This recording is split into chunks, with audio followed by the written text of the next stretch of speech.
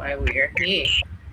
Okay, we kind of have this. I love to hear stories from before now, and I just want to ask. Let's start from the beginning. During your school days, was studying education always your dream? Okay, I would say like every Nigerian student, studying education was not always their dream. So for me, I wanted to do medicine, that is medical radiography. And after applying for JAM once, twice, at the third time, I actually got a very high score in JAM and then post me, and I wasn't giving medical radiography.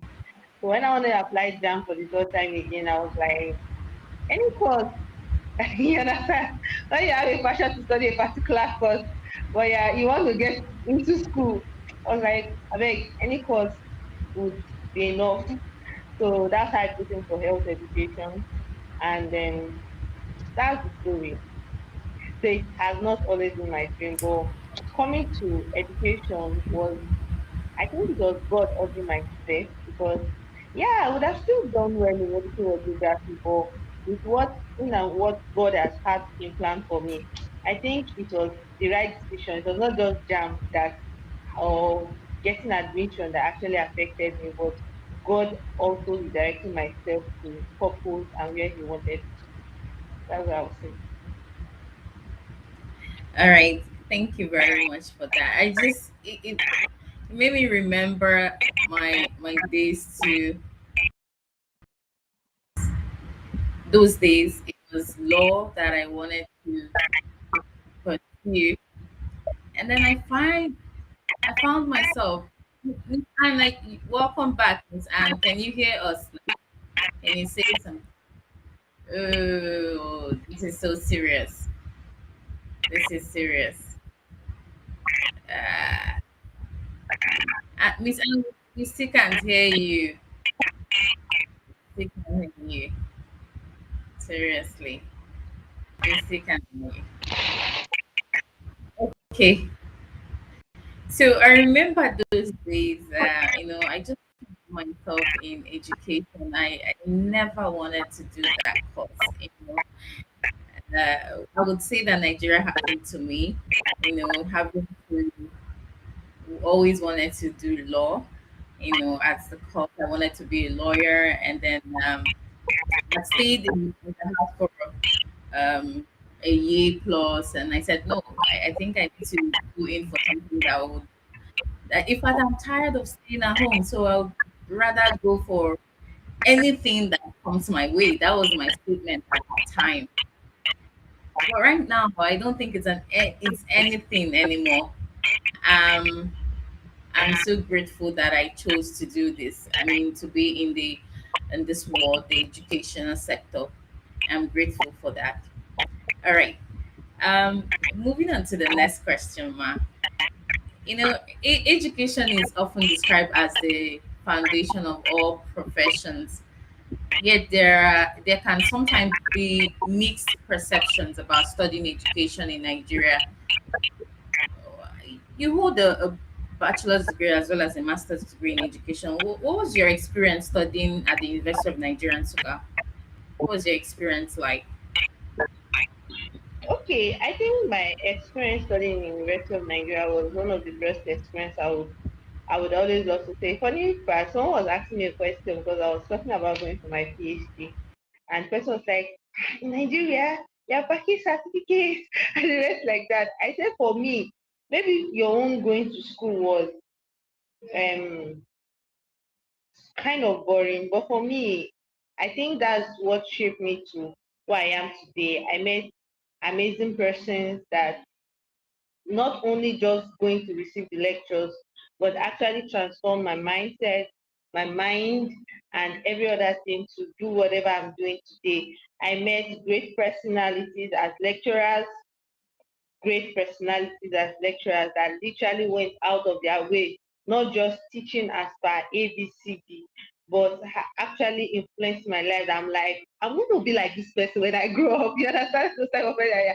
This is the kind of lecturer. So it formed my mindset of if I have to go into the lecturing field, this is the kind of lecturer I would love to be like, because I saw the way they just went out of their way for sacrifice. So I saw it as a living example. So beyond the um teachings, it was more like it formed my mindset.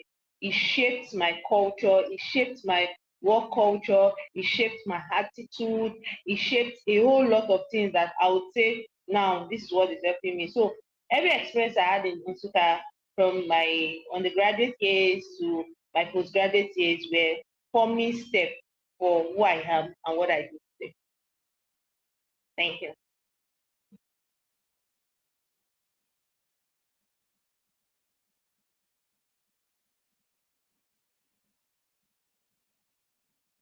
Can you hear me now? Yes, I can hear you now. Oh, okay. All right. Two. Like I said, that was such a valuable perspective. It's really, helps me understand what studying education is um, for not just you but any other person out there. Because I actually would say this. There was a lot of stereotype when it came to education in my own the university I did my bachelor's degree at, and sometimes it was like, why are we even in this, in this faculty in the first place? It wasn't easy. Like we didn't always say that. Oh, okay. Miss Anne, can you hear me? Can you say Yes, I can something? hear you. Can you hear me? Oh, I'm so sorry, Miss Anne. It's okay, It's it's okay, it's okay. Thank you. and I think this echo is coming from my end. Yeah. Yeah, you have an echo from your end. Oh, it's coming from my end. I think I need to fix it, or probably it's a fan or something, and it's quite close. Okay, sorry. I was we were saying something about studying education in the university. I know Miss Anne did not do education, so she probably would not understand what we are saying. She's an engineer. Can I give a practical example of when I mean lecturer formed my mindset? Can I give a practical Okay, example? okay, go So ahead, I go remember ahead. there was a course we did in first year and also in second year. Particular lecturer told us in first year. I remember she comes to the class. She always wear this boo gown, this big gown, and then she put in money, bundles of money in her pocket. So by the time she asks a question in the class, if you answer the question, she will give the student answer the question. Yes, 2 5. If you answer a question, she will give you 3,000. And she kept on saying, "Do you know why I do that? Because they always say education are poor. I want to change the narrative that educationists are not poor. So if you Mm, go out there and they tell you that you are poor, tell them back that we are not poor." I was like, wow. Anytime we come to the class, she's always giving us money. And she kept on saying it in the class that tell them that educationists are not poor. We have the money, we control the life. I was like, that's actually for my mindset. Like, mm. educationists are not. But if she can do that, they're not actually. But that's the truth, you know. Of course. Um, yes, Uh-huh. they are not poor. I remember there was this lecturer. She taught us psychology in education. Yeah, and whenever she comes to the class, she dresses a certain way, quite different from the other lecturers. Very good looking, and I keep admiring her. Like, oh my God, why would they say that the lecturers are poor, people in education are poor, they don't have money? Like, I remember when they will always say, have you seen the lecturers, the cars that they drive? One Mm, very tuke kind of cars. They don't drive well, They usually say it back then. Oh, look at that lecturer, look at that professor, his car isn't looking good. They don't drive, flashy cars and all of that. But that's not the truth. I know I saw my own lecturers drive good cars, dress very well, and for once, I don't agree with that part of, oh, the people who the lecturers, the teachers are very very poor. No, I don't agree with that. Oh, Madam Tonya says we are rich and wealthy all around. Oh, that's true. We are very rich and wealthy all around. So thank you very much, ma'am, for sharing that with us, sharing your experience in the University of Nigeria and Nsukka with us. Okay, over to you, Miss, and handle the other questions, question 3 and 4. Go ahead, please. Okay, I You want to can go. believe you have tackled the first question, right? Yeah, the first and the second question has been tackled. It's okay. So, hello everyone. First of all, I'm really sorry. Sometimes these things can really mess you up. So, I had to Yeah. uninstall more than 3 apps in my PC to see which one is messing me up. But here I am. Thank you so much for your patience. And of course, let's proceed. So, to our third question, we have often been told that lecturing is often seen as advanced teaching. Can you tell us about your journey and early experiences before becoming a university lecturer? Because on my own experience, most of the lecturers that I've seen in my life, at least they're advanced in age. So to me, I've always seen like many lecturers. For you to be a lecturer or a professor, at least you must be advanced in age. So you can tell us Okay, what has so been your I early can explain experience that. I becoming a remember when I university went for lecturer. the interview, like when I submitted my CV, the school I'm teaching, and I went for the interview. Then I came to the hall. The first thing I just did was call my mom. I was like, "Mommy, all these people are here. My mother, everybody that is sitting here, my mother." So mom was like, "What? You can't see, you can't see." So when I got to the hall and then I started talking, I started teaching, and they were like, "Wow, this is a breath of fresh air." So that was what they just came. This is a breath of fresh air, and as soon as I left, before I got home, I already got the job. Before I got home, Wow. I already got the job. And I was like, imagine you in the same office with someone that is old enough to be your mother. And before I got home, I already got Exactly. the job. So Uh-huh. by the time I started teaching, anytime I enter a class, the first thing I hear students say, "This is a breath of fresh air. This is a breath of fresh air." Like I didn't I didn't understand this is a breath of fresh air. I was like, wow, what is it that others? He said, no, no, no, no, ma, you don't understand. We are looking for this. We are looking for this. I said, is it because of age? Is it because of being young and the rest like that? Hmm. So actually left education to those who are advanced. They believe age should bring experience, but that's not true. We are the Hmm. one that innovative, that are young. We are the one that are innovative, that are passionate, and we should be in the classroom so that we can model the university students in the right path that, oh, you can be young and you can actually do this. And we're not doing it with the mindset of our life, we have suffer finish, and no, we are trying to bring them a perspective. And what is that perspective? That they can actually achieve anything they want to be. And we have to give them that perspective. I'm not up to 30 years and I'm already done with that. So that's like a a a first thing that, oh, look at me, I'm not in fact when I got to class one day, I met elderly people that old enough to be my mom, and they were just it's not this small girl that is teaching us, let's just misbehave. I just woke up to one. I said, sorry, I have you at home, and I would not love to disrespect my mom. But if you pull my leg, I will disrespect you over and over again, and I'm sure my mom will forgive me. And immediately she comforted herself because we just have to. And for those that are younger, you have to. It will help them mentor them right, not just those old way of doing things. We just need fresh blood, fresh mindset, innovative mindset. And if we have more young lecturers in university, I think Nigerian university would be better. It would bring that fresh vibes, not 1992 material. Oh my. So we're not doing 1992 materials anymore. We're not doing this anymore.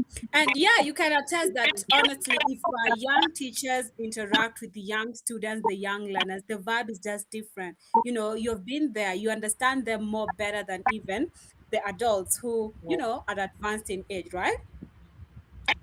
Yeah. Yes, and also one thing I'm also picking is that you can be anything at any age. So age is never a limit. Whoever you want to become, Yeah. you can become at any age of life. So over to our next question. With the rising tuition costs and the growing appeal of entrepreneurship and content creation, some students I can't seem hear less you. I can't hear you. I academic. think you are Sorry? breaking. Sorry, I can't hear you. You're breaking. You're Oh, I'm breaking. breaking. Yeah. And Debo, can you hear me well? Yeah, I can hear you now. Yeah, you can hear We can you hear you. better. We can hear Okay, you. so Yeah. It's okay. It's okay. In case I'm breaking, let me know, okay? yeah. Okay, thank you. So, over to my next question. With the rising tuition costs and the growing appeal of entrepreneurship and content creation, we tend to see them some students seem less academically focused. So, how do you engage or motivate the undergraduates, especially who appear to disengaged or unserious about their lecturers? They prefer this other side of life. Okay, we all know that you cannot take away contenting and you cannot take away the age that we are in. That's why I said we need more younger lecturers because Thank of you. that innovation. We cannot just Exactly. take away that fact. Like we cannot take away the fact. So what we need to do is to fine tune that to what they want to become. So for example, now we had a conference which I organized within the school, which I led. Normally they do just write exam and write exam and write exam. But when I came, I was like, man, this is frustrating. This is frustrating. We cannot just be writing exam. Let us have more innovative ways of writing things. So one of the course I taught, I said, okay, at the end of the course, we take an initiative which has never been done in the school to organize a mini conference and for to educate people about their health. So when we did the conference, the girl that did the MC, she was so good. Like she was speaking the Yoruba like it was not just like she was rapping the Yoruba because we tried to come contextual. She was more like a content creator. And after the class, I walked up to meet her and I was like, wow, this is what you are doing. Sure, you know you can make money from this thing. She was like, Ma, are Mm, you serious? This is my dream. This is my passion. I said, don't worry. I will coach you and you will make money from it. You will make mm, money from it. She was like, wow. She collected my number after she started me up. And when we started, the first time I said, okay, if you have to talk about health, you don't have a degree in health. And for you to measure up, you have to do 1 hour study every day. She was like, ah, I said, yes. How will you be good as a Koro that studied 7 years? What do you want to come and tell them? If you want to mm. go into influencing for health, you have to study for health. So Sure. there's how we can take their passion and channel it towards them being sound, them being excellent. We don't take away the passion and say, okay, a content creator and the rest like that. If you want to content, especially in terms of your content, by teach more in a health school, you have to learn about it. So if you want to come and have a portable niche, you must have a knowledge about it. So let's do 1 hour every day. You read every 1 hour every day. Read on content thing. You have to prepare your content. Will you just go back and say, except you just want to do lifestyle content and say, I woke up this morning, I ate tea, I ate this. And there are a lot of people doing lifestyle content. A lot of people. Which one do you want to follow? Even comedians research for their jokes. They know gone are those days Exactly. where you see jokes Mm-hmm. of Oh, interesting. they Comedians research for research their jobs. for their Oh, wow. jokes. They have people that they pay I never to knew know. Yeah. that. They go to Uh, Facebook to check which one has the more. They do all this. These things are not. That's why they have a team.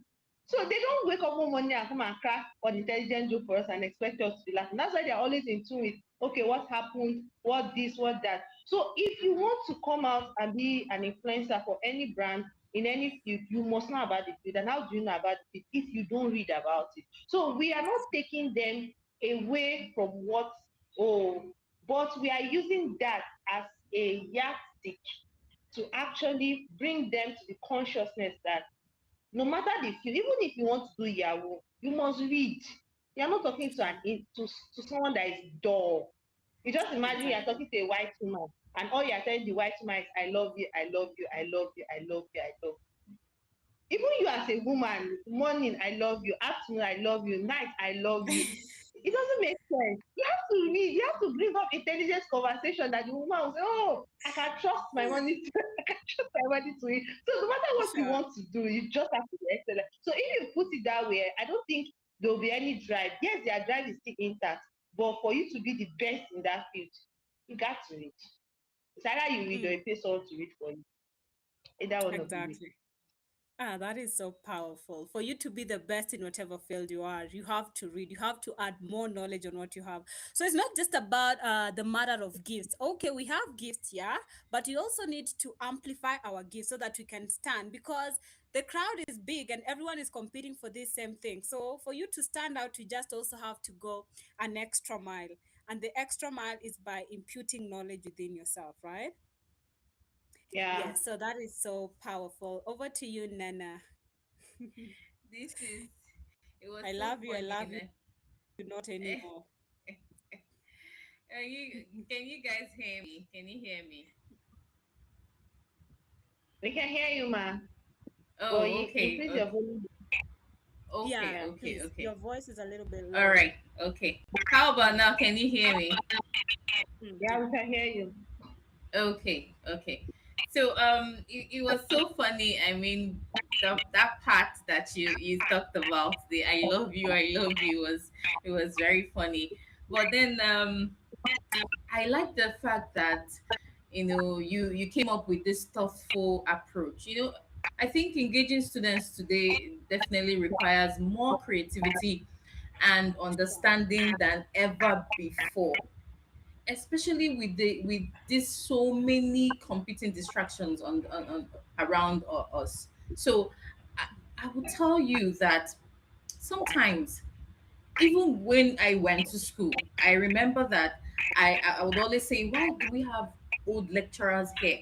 Why do we still have lecturers in our midst that are very old, that should go back and relax? They should retire. That's what I keep asking myself. We need the young blood. I did my master's, I had the same experience too. And I'm wondering, why do I have this professor still working and still teaching? Can't she go and retire? Can't we have young lecturers, young blood to do this teaching? And I don't know how they intend to do this. They need to employ young people to do the lecturing thing. Honestly, let's have this old papas and mamas sit back somewhere and and watch the young people do an amazing thing when it comes to lecturing. And the world is going to be, in fact, Nigeria university do well, will even, I think the education system would turn around, if you ask me, honestly. Yeah. Someone has a question here for you, ma'am. She said, "Can we change this narrative and mindset out of there that teachers and lecturers are poor?" Poor. Yes, I think nobody has the right to change that mindset but the teachers. You guys are waiting for someone to change the mindset for us. But nobody has that right to actually change the mindset than you, Sure. than the teachers that are out there. Because if you are waiting for someone to change the mindset, it's always the narrative. I ran a program, a conference, and by the time we went to start seeking for partnership, to my face, they were telling me it's a teacher's program. Teachers don't cannot buy our products. Like to my face, a bank was like, the only thing that they can do is to save their money in the bank. Teachers are great savers, but they can't take any of our programs. I was like, real estate, teachers cannot, teachers are land. It was that bad. Like when they just saw the demographics of teachers, they were like, well, these people they're always saving, they're taking loans. So I felt bad. I felt really hurt.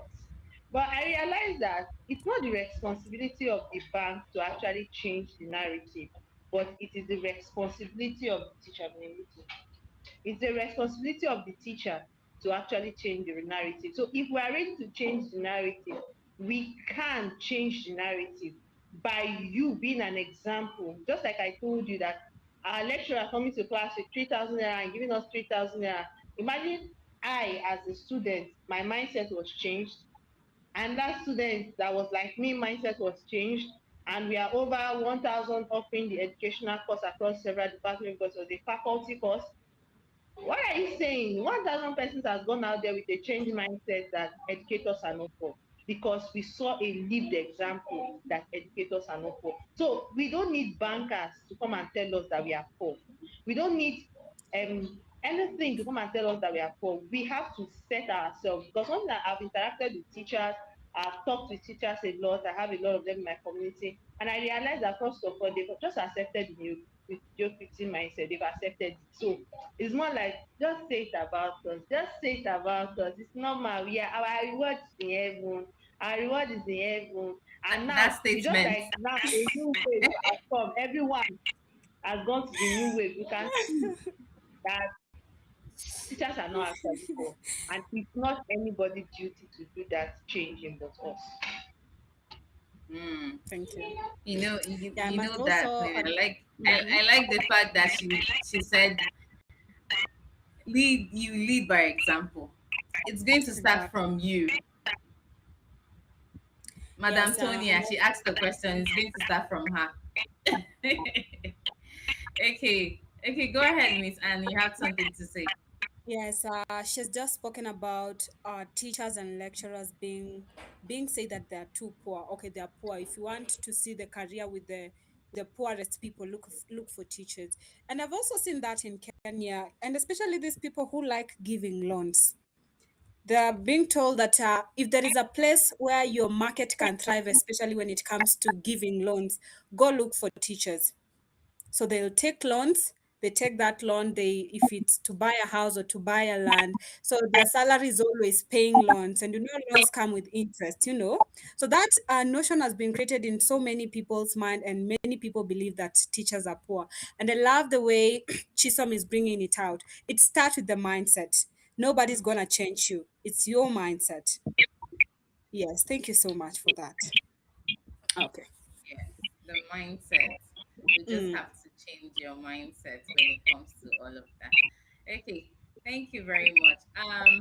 The next question is about a phrase that is everywhere. This phrase is everywhere. School is a scam. School is a scam. Nana, can you kindly raise your voice a little bit? Oh, really? Let me do that. Can you hear me now? Is it better? Yeah, sure, sure. Yes, I hear you. Okay, okay. So the next question is about a phrase that we see everywhere on the internet, on the streets, in school, everywhere. And it's about school being a scam.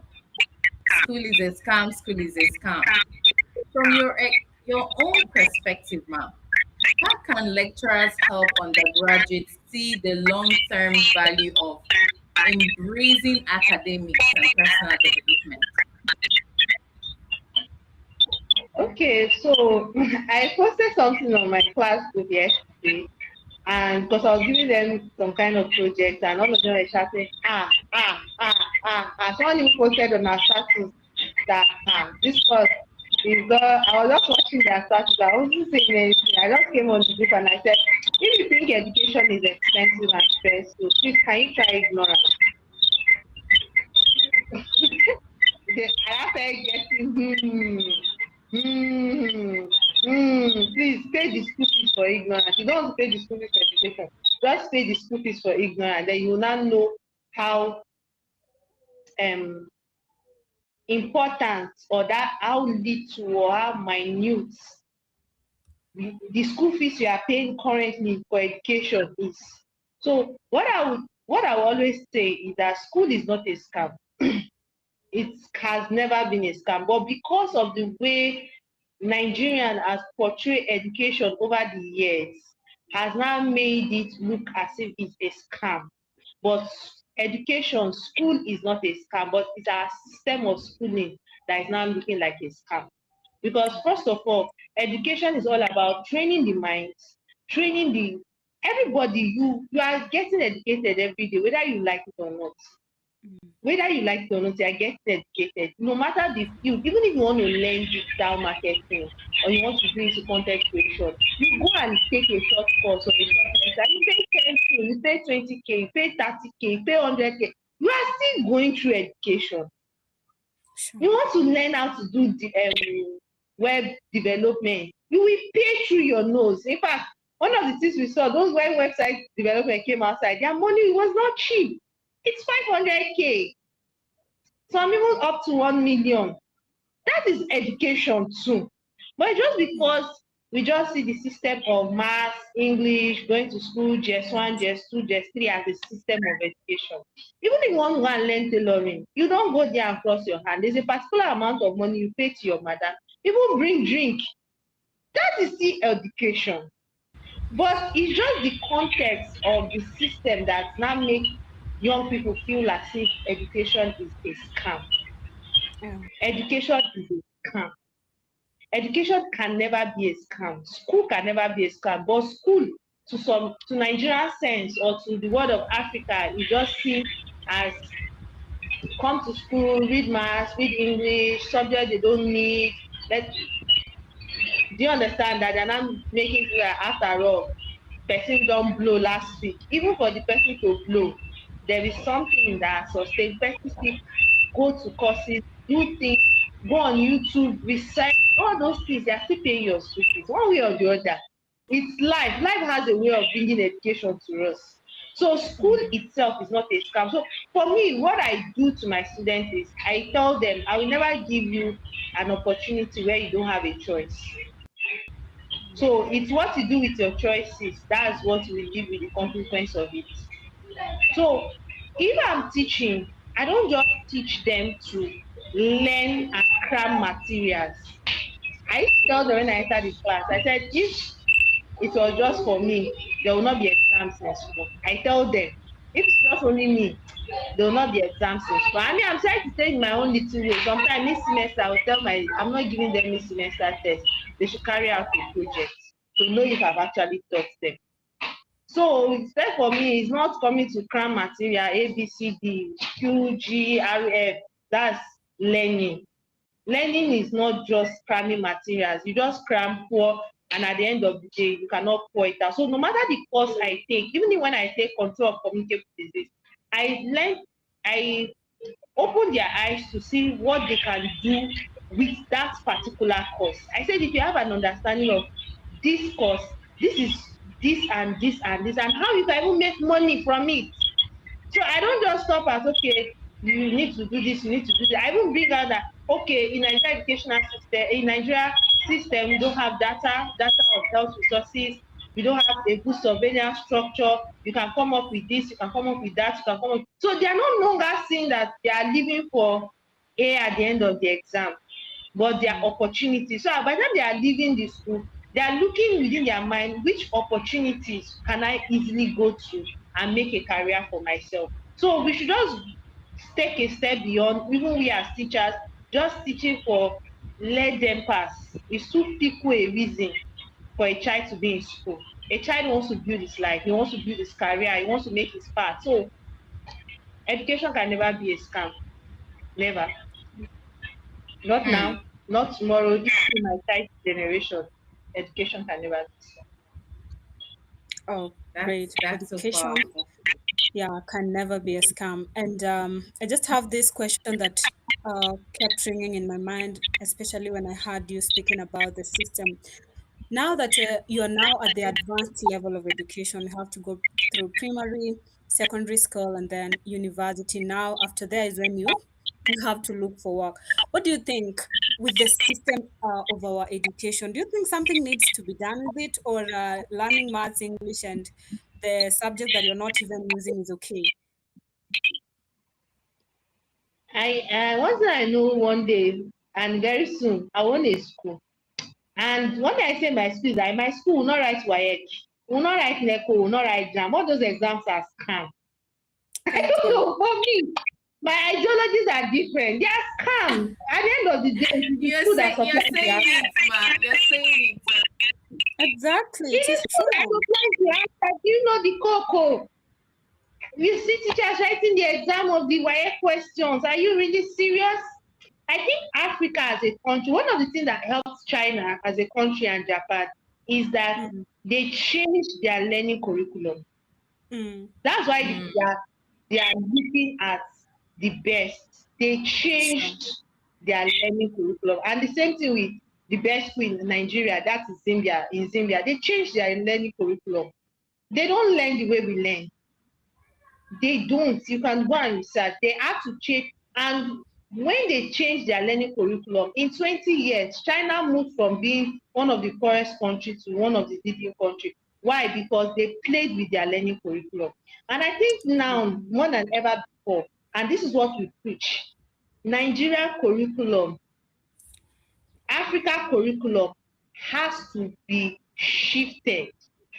Before the Britain brought education to us, there was a way Yoruba passed down knowledge and skill to their children.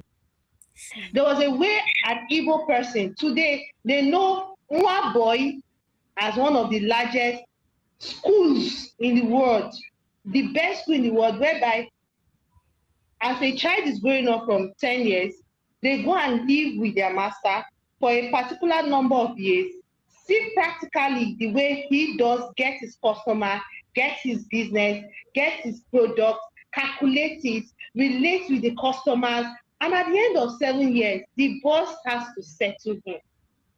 And we can see that there is more progression in transgenerational wealth and structure. The same thing with an average Yoruba child. When he's growing up, or when he's growing up, an average Yoruba child will be going to learn a trade. If you grow up in the Yoruba land, either you go and learn hairdressing, or you go and learn tailoring, or you go and, the way they even do their trade set, for a period of 1 or 2 years, get a shop and start up their trade. And in that year, they learn both language, culture. So if that Igbo man predominantly, if his customers are China, you will know that predominantly they will be trained on how to interact with the Chinese. Mm-hmm. Do you understand? Yes. So we have a culture, Nigeria has a good culture of passing down knowledge from generation to generation. But we've left the culture and say, okay, we want to do English, we want to do maths, we want to do all those stuff, which is not bad in themselves because we are trying to compete at a national base of knowledge. But what I'm saying is that we should come out from that exam structure to a structure that actually transforms the society. We should move a little bit from our curriculum, our structure, to move a little bit, because more than now ever before, we need more people who are industrialization in Nigeria. We are supposed to, especially in Nigeria, in Africa, we need more industrialists. That's why it's looking as if we are backward. If like let another president come on seat, Africa will still be the same Africa, because it is not the president that is affecting the nation. It's that there are few people who are industrial. We are not producing anything. We are not manufacturing anything. We are not exporting anything. We are just importing. We are just using touristic, cutting, everything we are importing. And we need to come into an industrialization age. And with the educational system we have now, we cannot come into that industrialization stage. What we are just focused now is switching towards a digital phase, not knowing that even the America or the UK that we follow passed through the process of industrialization before they got into digitalization. And our curriculum now does not in any way portray that revolutionary stage of being industrialized. So I think I've said a whole lot. You're just speaking what is happening in the ground, honestly. Allow me say this, Nana, kindly. Yes, I have a student. Most of my clients are Chinese. I have a student. She's now 9 years old. Her birthday was just the other month. And it was last week, but when I was having a conversation with her, I don't know where it came from, but she's telling me why there are so many poor people, and especially in Africa. They had come to Kenya for some holidays. It's because with her perspective, it's because most of us are watching phones, are watching TV. You see, so we spend most of our times doing what? Consuming. So she's telling me her daddy and her mommy are always telling her the the highest amount of time they can use to watch TV in a day, at least 30 minutes to 1 hour. So this thing really kept running in my mind because as young as she is, she's already being taught on ways to become poor and ways to become richer at a very young age. You see, but us in Africa, you realize by the time you are 25 is when you're now struggling to maneuver through issues of life. You don't even know where to start from. You see, so our system truly has needs to be worked on. Thank you so much, Isom, for that. That's an amazing. Okay. I know. I hope you can hear me. Yeah, please just raise up your voice a little bit. Oh, okay. Can you hear me now? Hmm. Someone said she can't hear you. I think it was when Mrs. Chisholm was talking, and the person said they can't hear her. I hope you can hear her now. Uh, when she talked about we moving right now, everyone is going digital, and digitalization is here in Nigeria. And she talked about the phase of moving from not being at this point. She talked about industrialization, then before digitalization. Miss Chisom, do you think that Nigeria is going to ever get things right? Do you I think love we're going to get Nigeria. I love Nigeria. I love we all Africa. do, we I all do. no, In it's fact, not about we need to say Africa as a whole. it's not about we all do. Judging from what Miss It Anne said. is the fact of I share the same birthday with Nigeria as an independent child, and maybe that has built a special love for Nigeria. But for me, I would say the one thing, if you ask an average Nigerian, one thing they will always say is that they will always say that they will always point a finger to the government. That's the first thing. We'll say, okay, when educators are the ends of affair, when there is a new government, when there is this, when there is that, when there is this. So it's more of pointing a finger to the government. But for me as a person, I said very soon I'll have a school. And my kind of school will be such in a way that would transform Nigeria educational system. Because I cannot go to government with speculations. I have to go to the government with results. Yeah, sure. I cannot go with speculation. So if I go and start telling them, look at China, look at this, bring data, and there is no results to actually back this model, it's just like someone was like, let us pitch this. I say, if you've not done one, you've not done two. Governments are not stupid to, they are stupid to invest in that particular. The reason why everybody is running around Dangote now is because Dangote is trying to provide a solution to the fuel system in Nigeria and also in Africa. A man has the idea. And if you see those wealthy people, they are always coming up with idea of how do we make life better for the Nigerians. So if as an average Africa person have first the mindset of there is a problem here, and you don't wait to say, okay, government come and fix it. You have a roadmap. Some people say, but we don't have the capital. That's the first thing I hear people say. But I said it's a roadmap. So, for example, I don't have a capital and I need to get somewhere. So, what will I do? Is I will start with the one I have, and that is where I'm teaching. To gather resources to start with the first step, that is the daycare. So, from the daycare, I give a picture of how an early childhood education should look like. And once I build one, I'm very territorial. I am very territorial. So if I'm building one in Lagos first time, I'm building another one in Ipaja. I'm not running to secondary school immediately. I used to tell teachers, I said, if I have to build a school, I will not start by going to go and rent 3 bedroom flats. I will start by one room and portray that excellence in one room. That even you as a parent, by the time you come and see our curriculum and see everything that we do, you would love to be part of what we are doing. And by the time I'm done and establishing first staff, I'm going to Ipaja because the money for the first staff is going to be used in Ipaja. From Ipaja, I am going to the island. From the island, I have covered the whole of Lagos. I'm going to Ogun State. So, but it's not be possible that I've reached Oyo State and the government doesn't notice me.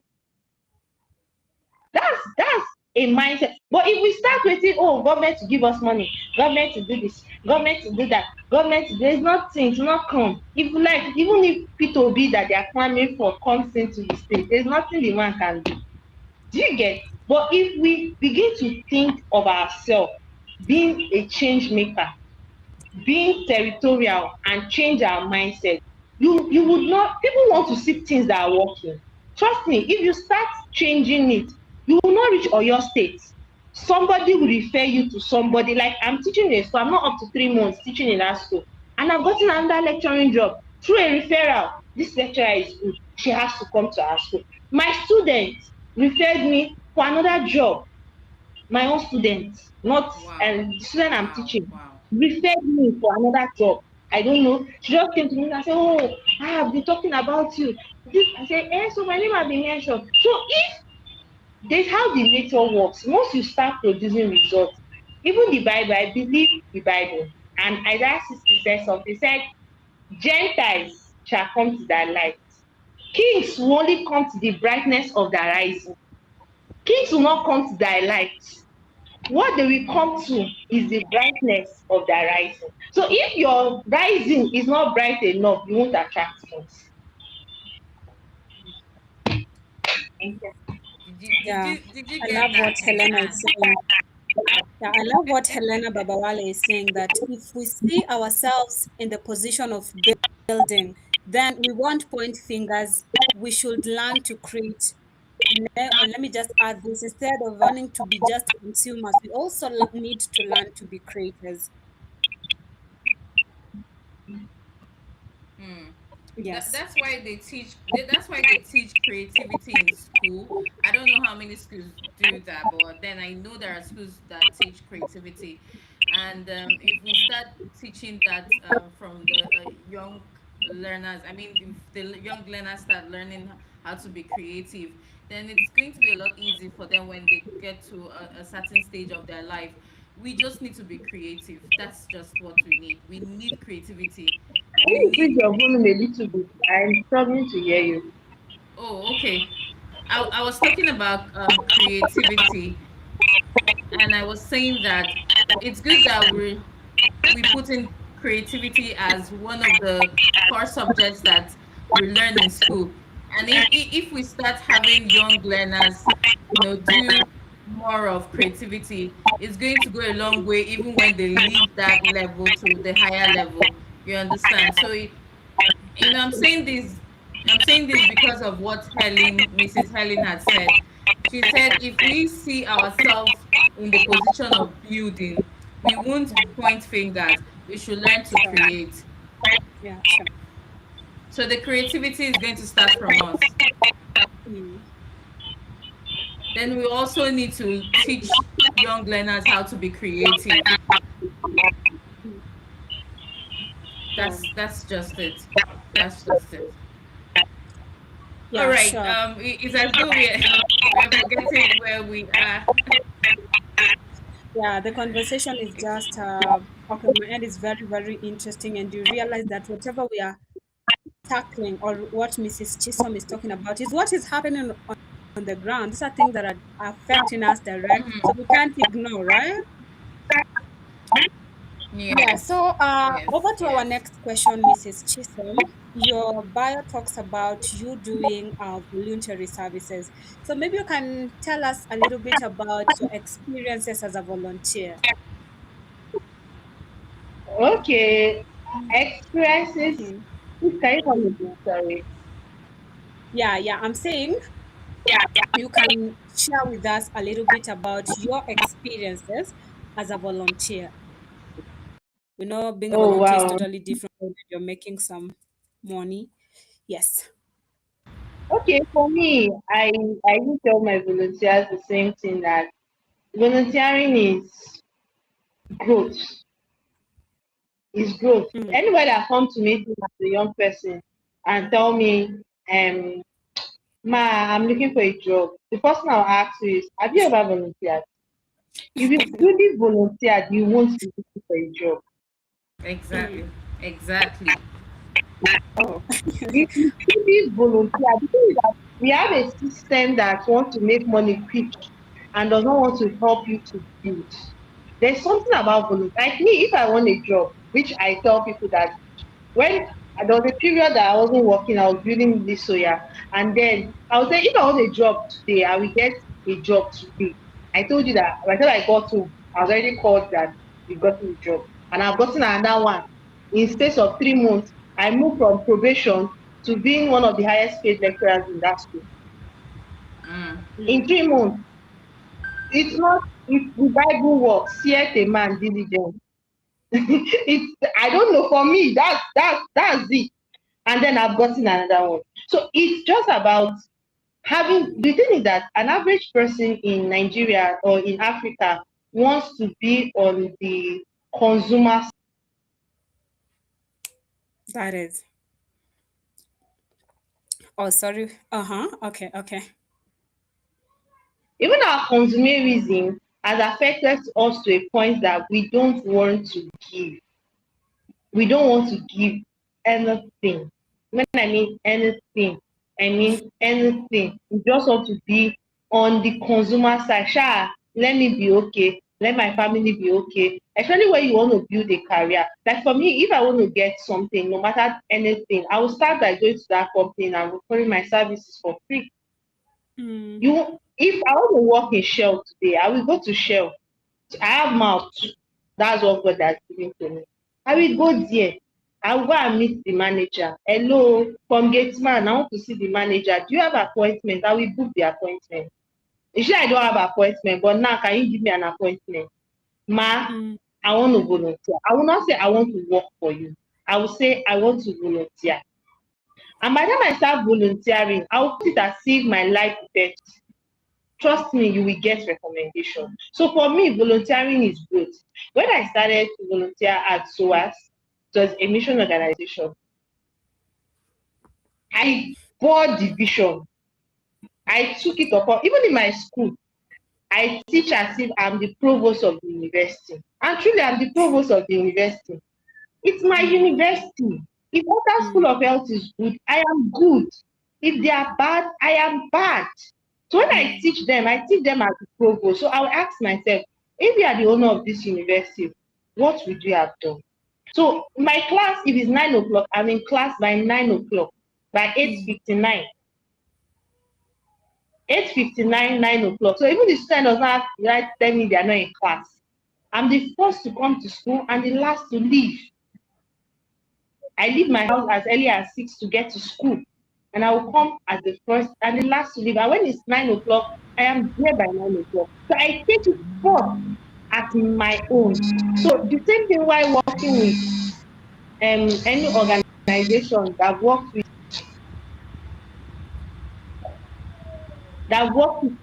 once it's time to volunteer, I put my life on it. I'm passionate about everything. So in SOAS, I'm so passionate about it. That's a point that the children is not there. They will have to call. Yeah, you, yeah, you, yeah. You. If I became the director in a shortest period of time, you could tell that somebody wasn't there. So apart from just being a volunteer, for me, volunteering is the story of my growth process. I've learned to handle things. I've learned to pick skills that I've learned to pick a lot of skills. I've learned to learn how to talk to people, how to handle people, how to relate to people, how to communicate, because that's what school would not even eventually teach you. How to address people, how to talk, because we work in community service. I've been in a situation whereby we are trying to share something, especially when it's free, and then you gave this person and it's finished and it's not enough, and you have people coming and looking at you, and you're trying to calm their expectations down, and it's me that brought it though. It's my money. I went to the market, bought the tree. Now I came and it was not enough, and you're trying to point finger. So the same thing, you have to be cautious. You have to be full of love. Full of love, and you see people do nonsense. You have all those ones are not in the book. They are not in the book. But when you volunteer, you just build capacity to tolerate and you grow in that process. Wow, great. And I can just give it another name. Maybe, not maybe, but I can just give it another name that it is not just volunteering, it's upskilling. The way you mentioned earlier on, we learn every day. And when we put ourselves out there, that's how we get to acquire knowledge and to upskill. And also through this volunteering, that's how connection is built. That's how trust is built. And when someone is even coming to offer you a job, it's because they have seen you working. You've already built that trust and that connection with those people before you even go to the next level of life, right? Yeah, so Mm-hmm. because of time, I will quickly proceed to our second last question. And this is it. Your bio, I've been following your bio very closely, and there is this initiative that you have founded. Can you tell us about the foundation and the vision behind it? Okay, so for me, if I start talking about the foundation, I'm so passionate about anything I do. So if I start talking about the foundation, it's going to be a whole lot. But in No, summary, we I would just say want you that, to give us a brief one. as I said, it's a whole lot. But in summary, I would say Okay. that one thing I founded the foundation was to give a child an opportunity to thrive. I believe Mm, that I make better decisions because of the opportunity I had. So if I'm mm, able to give another child that opportunity, so I'm not a fan of free things. I'm not a fan. Some most of the time when volunteers join our foundation, they are expecting can't you not do free pad, free exercise book, free whatever. I'm not really a fan of free things. Maybe in one or two of our out. Even if I'm teaching you, I'm not teaching you for the fact that oh, I want to give you a free thing. I just want to give you an opportunity to make a better decision. Because if you have a platform, if you have an opportunity, if you have a as a child, I think we would make better decisions. So the decisions we make are limited to the opportunities we had. So for me, that's what the foundation is all about. We want to give a child an opportunity. So in whatever way we are giving the child an opportunity through entrepreneurship, through health education, through the train the teachers, we are focused on just giving them that opportunity to try. Oh, that is so powerful. Like the way you've mentioned again, it's not just about me, my family, my people, but you're also extending a hand to a child out there who's not lucky enough to get what other people or other children have been able to obtain that easily. mm. Yes. That's inspiring. It's inspiring. It's always encouraging to see educators extend their influence, beyond the classroom to create Sure. opportunities and support others. Seriously, if you ask me. And we've almost come to the end of the show. This is actually our last question for you, ma'am. Whoever that wants to Okay. follow you should follow you now because you carry fire. Sure. Okay.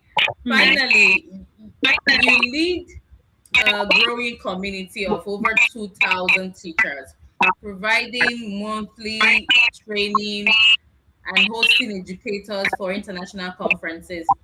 What advice would you give to teachers considering joining this community, and what can they expect from being part of it?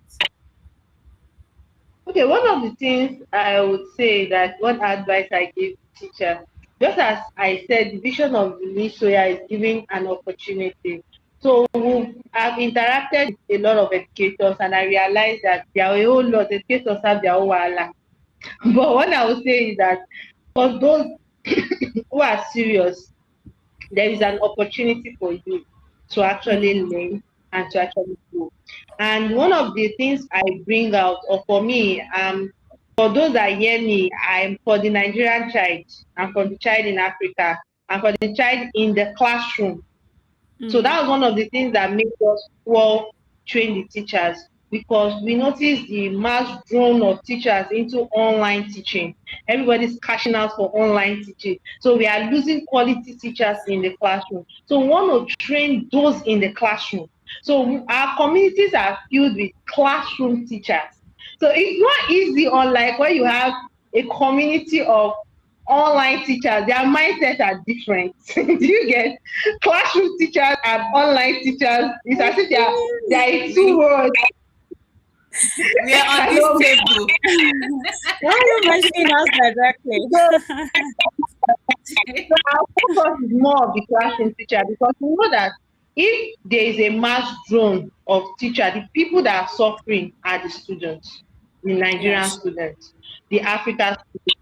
They are the one that is going to suffer. As you know, you and I know that school owners are not ready to train. They are not ready to train They are not. anybody, because they will be like, But you will let the us go. truth. So we want to build bridge Yeah. by bringing out ourselves and offering them quality training. So most of our training are standard trainings. If you've ever been to any of the trainings, we are not bringing people that someone asked me, say, why do you don't like bringing Nigerian speakers? I'll say because we want to learn. But see back. If I bring someone that will still come and tell me the same thing that I've already known, it's a different case. But I want to learn how China are succeeding. I want to learn how US are doing it. I mean, I also want to learn. So if I have Yeah. to bring in a global community, I want them to help the classroom. So one of the things I emphasize even to my speakers is, please, oh, you are talking to a bunch of classroom.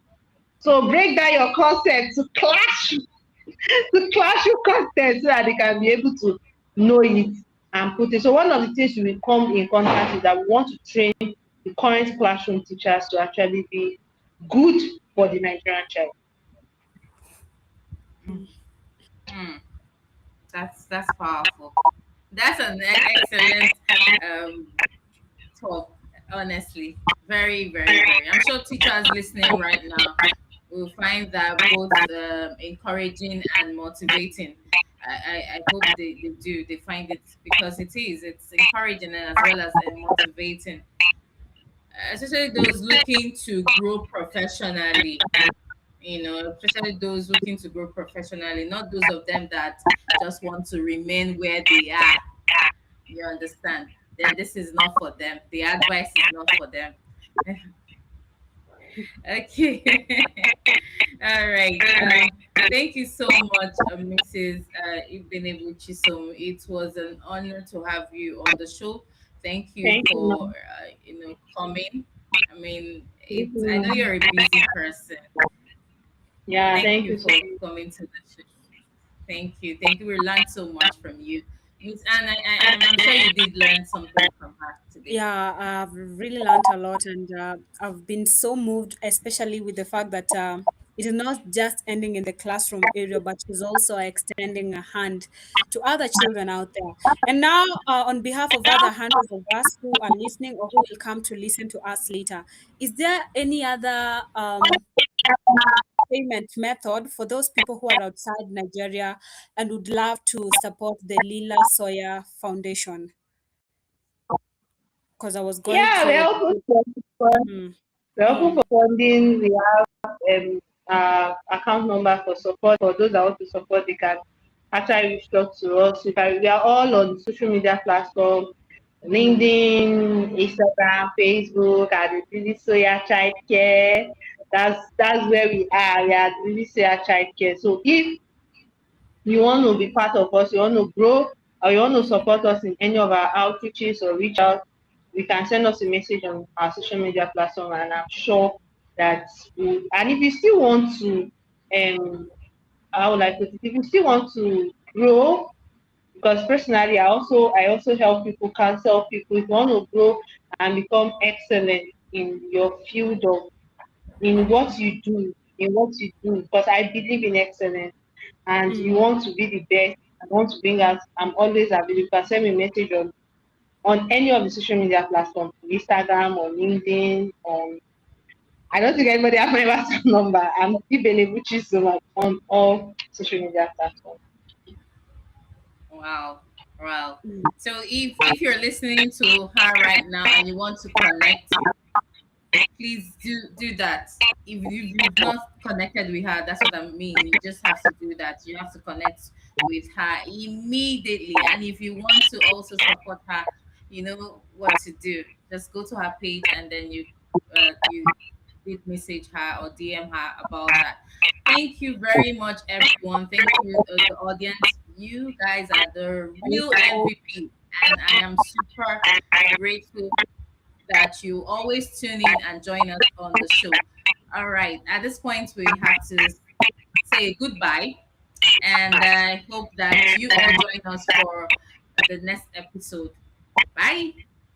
Thank you so much, everybody, and bye bye. See you next. Bye.